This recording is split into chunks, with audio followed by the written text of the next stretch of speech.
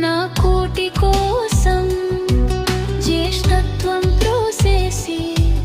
నా అపోస్తులత్వం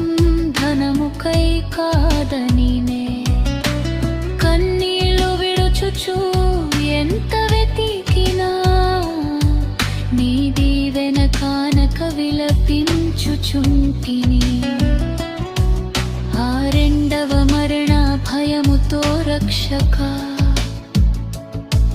బతిమాలుచుంటి కన్నీళ్ల ప్రార్థనలో అయ్యో అయ్యో నీ బ్రతికిన